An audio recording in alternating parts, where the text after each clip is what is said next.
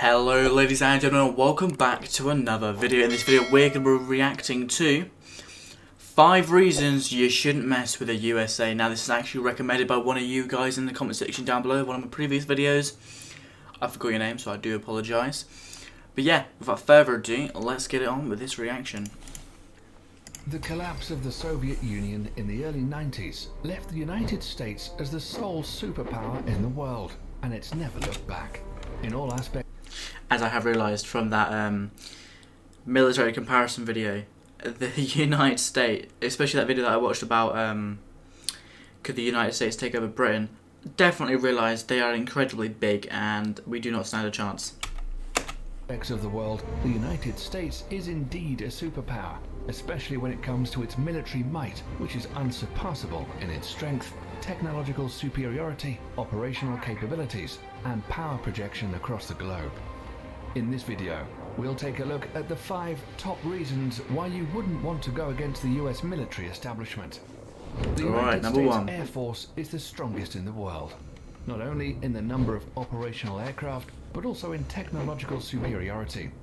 The country currently operates a total of over 15,000 military aircraft, combining all the branches of the military service, including the US Navy, US Army, Coast Guard, and the US Marines.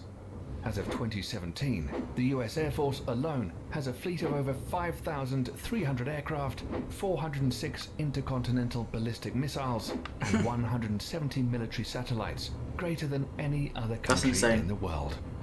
The USA has the largest number of stealth aircraft designed to be silent killers and untrackable by the radar defense systems of most countries in the world.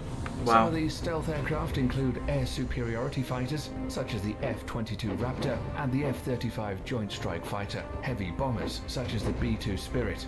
In fact, the United States pioneered this technology in the 1980s with the introduction of the F-117 Nighthawk stealth attack aircraft. Stealth aircraft are designed to avoid detection using a variety of technologies that reduce radar reflection from ground, sea, or air-based radar antennas. The technology, honestly, is actually quite scary. Like, the military, the amount of money that goes into the military and the amount of money that goes into research for new technologies is insane. And I can't even comprehend what type of technology is being used. And there's so many conspiracy theories about, you know, like America salvaging UFO landings and using this technology to their advantage. Who knows? I don't know. No one knows except from the people above the president. But it's insane. The amount of technology that they have is absolutely insane. Thereby reducing its radar cross-section, or RCS. This revolutionary technology allows a 5th-generation aircraft, such as the F-22 Raptor, with a max takeoff weight of 83,500 pounds, to have a radar cross-section of just 0.0001 meters squared, about the size of a bumblebee. What's more insane is that the massive B-2 bomber also has the same radar cross-section as the F-22 Raptor. Thus, it becomes extremely difficult to track stealth aircraft. Even if the enemy spots them on their radar scopes, it's a whole other story to successfully track them and register a missile kill. The whole idea behind this technology is to break the chain in which a conventional surface-to-air missile defense system works. It's the same reason countries like China and Russia are also hard at developing their own stealth fighter, the Chengdu J-20 and the Sukhoi Su-57, respectively. These aircraft will allow the US Air Force to assert its air superiority over any battlefield of the future, and we all know that control of these skies is the biggest decider in any war. The next reason why any country going to war with the US military should think twice is because of the strength of the US Navy and its dominance over the world's ocean, especially the Navy's supercarriers. The US Navy currently operates 11 nuclear-powered Nimitz-class supercarriers, which is the largest aircraft carrier fleet in the world. The only navy that can come close in terms of technological advancement is probably the Royal Navy of the United Kingdom, but they only have 2 operational carriers.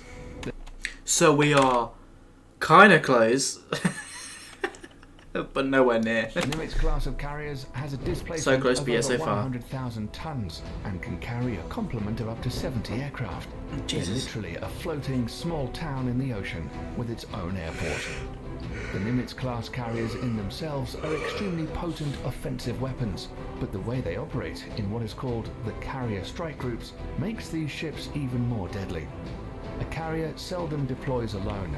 There are always a fleet of surface and underwater assets surrounding them and forming a strike group. These include guided missile cruisers, a destroyer squadron, attack submarines, and other support vessels. Together, they project the power of the carrier and at the center of the group forward towards the enemy. That's While insane. the carrier is carrying out its offensive role with the use of its air wing, the other ships are responsible to protect its flanks against any enemy attack.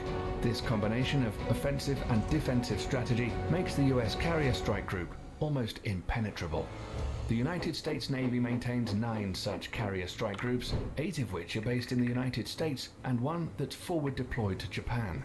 For over 50 years, this has been the principal element of US power protection, and the Nimitz class of supercarriers are at the center of it all. Despite this, the US is currently in the process of developing a new class of carriers called the Gerald R. Ford class, intended to replace the Nimitz class ships. This new supercarrier will be even more technologically advanced and is expected to continue US dominance of the oceans well into the late 21st century. The third reason why you shouldn't fight the US military is their massive stockpile of nuclear and conventional intercontinental ballistic missiles, or ICBMs. The ICBM plays the role of the land leg in the US nuclear triad, along with the Trident submarine-launched ballistic missile SLBM and nuclear warheads carried on long-range strategic bombers. But would they actually use them? Because who really wants a nuclear warfare? Like nuclear war, it will damage the world and countries beyond repair for decades, maybe even hundreds of years. Look at Chernobyl, you can't go there. And that got bombed, I don't know when it got bombed, but a long time ago, I believe it was a long time ago anyway. It's insane. It's absolutely insane. Like, having all these nukes, yeah, it's good. It's a good threat. You know, it's a threat deterrent, you know. Like, you're not going to do anything, we've got nukes. Well, most countries have nukes, and who's going to push the button first? Just waiting for us all to die. ICBMs are launched from ground-based missile silos, achieving high suborbital spaceflight, approximately 1,000 miles above the surface of the Earth. The body of the missile then separates from the warhead, which re-enters the atmosphere and free falls to the assigned target at hypersonic speeds. The US military currently operates 400 ICBMs from its base in Wyoming, Montana, and North Dakota. The LGM-30G Minuteman III is the only type of ICBM that is currently operational in the US. The Minuteman III family of ICBMs were first developed in the 1960s as a response to the Soviet nuclear threat. Throughout the Cold War and beyond, these missiles have undergone constant modernization. In the last decade alone, the US military has undertaken $7 billion worth of upgrades. The rocket propulsion engines, the propellants used, the guidance system, and even the flight control surfaces have all been refurbished. The upgraded missiles are completely different from its 1960s counterparts, except for the shell. These state-of-the-art improvements and modernization programs have kept the Minuteman III system operational for over 50 years with improved reliability that supports the missile's remarkable 99% alert rate. The latest versions of the missiles have a range of over 8,000 miles, which is greater than the diameter of the Earth at 7,917.5 miles. Wow. They can carry multiple 330 kiloton nuclear warheads, which is 20 times greater than the bombs dropped on Hiroshima and Nagasaki. Not only that, each of these warheads can be assigned to different targets independently. The technology is called Multiple Independently Targetable Re-Entry Vehicle, or MIRV, and was first developed for the Minuteman III family of missiles. So any country messing with the United States will have to deal with this awesome arsenal of firepower, which can be launched at a moment's notice. If it weren't the ICBMs or the stealth fighters raining fire down on you, it would be precision-guided munitions, or better known as smart bombs or PGMs instead. This is another big reason why not messing with the US military is a good idea. All branches of the US military use smart bombs in some forms or the other. These weapon systems are designed to be precise and hit a specific target with maximum efficiency. These bombs are so effective that during the First Gulf War, PGMs comprised only 9% of weapons fired, but accounted for 75% of all successful hits. Wow. Since then, for the US military at least, the days of normal artillery shells and unguided bombs are long gone. Nowadays, the military uses PGMs from air, ground, and sea. Precision-guided munitions come in various forms and use different kinds of technologies to achieve precise hits. A large majority of PGMs use the Global Positioning System, or GPS, of satellites to guide their trajectory to target. However, sometimes this becomes a problem, as GPS coverage is not always reliably available everywhere across the globe, or bad weather conditions can hinder operations. Thus, the Office of Naval Research, the Naval Surface Warfare Center, and the Army Research Laboratory have all coordinated to develop the first ever artillery-fired smart munition that will not use GPS guidance. The project is known as Moving Target Artillery Round, or MTAR for short. The MTAR shell can be guided onto stationary as well as moving targets in both land and sea, using a combination of guidance technology. The best part is that these shells can be fired from the existing M777A2 155mm towed howitzer and the M109A7 Paladin integrated management self-propelled 155mm artillery systems already in use by the US military. That's insane. The shells will also feature an extended range of 40 to 60 miles using rocket boosters to propel them. Once finished, it will afford the US military another potent weapon system that outclasses others around the world. Lastly, the fifth and final reason why you shouldn't fight the US military is drones. We're all familiar with what an unmanned Again, the technology is insane. Aerial vehicle or drone is, and what it's supposed to do. But in recent years, the usability of UAVs are steadily increasing to encompass all spheres of military operations, and the US military is the pioneering spirit behind it. At first, used only for surveillance missions, drones were quickly weaponized after the 9/11 attacks and have been extensively used by the US military in the war against terror as an offensive weapon platform. It's forecasted that over the next decades, the US is in line to purchase over 1,000 combat drones of various classifications. I reckon it's just going to get to a point where it's just robots on robots. Like, China are building robots they can fight, America are building robots they can fight. Maybe not robots, but like, the technology is definitely getting more advanced. Like, these drones, like, it's going to get to a point where it is robots fighting robots, because you don't want to lose actual people in a war, do you? And once it gets to robots on robots, it'll be a lot more messy, because they will be more willing to bomb. Like, there's been some cases where people get surrounded in war and they can't use a bigger bomb because they might hurt their own troops or whatever.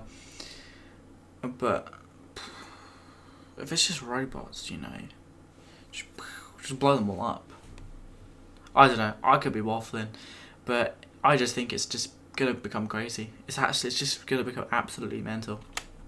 Some of them, like the Lockheed Martin RQ-170 Sentinel and the Boeing MQ-25 Stingray, are already in the final stages of development, and once finished, will provide the US military with state-of-the-art platforms capable of multi-role operations, ranging from attack missions to aerial refueling. Drone technology has reached such heights today that a single UAV can loiter miles. I'm sorry, but what is that camo doing for that laptop? He's put a net over the laptop Above the surface of the Earth for hours, waiting for the target to show its head and sticking with impunity. This capability will allow all the services under the US military to reduce its dependency on manned platforms, thereby reducing the risks during future combat operations. These 5 weapon systems make the US military extremely dangerous for any adversary looking to get into a conflict with them. In a conventional warfare setting, it's almost impossible to beat the US military machine. That's why modern enemies of the United States are employing more and more asymmetric warfare strategies against the mighty US military. Despite that, the US military juggernaut is hands down the most powerful military complex in the world today, and probably will be for decades to come. That's all we have for you today, folks. Thanks for sticking around till the... Well, there we go. That is the end of that.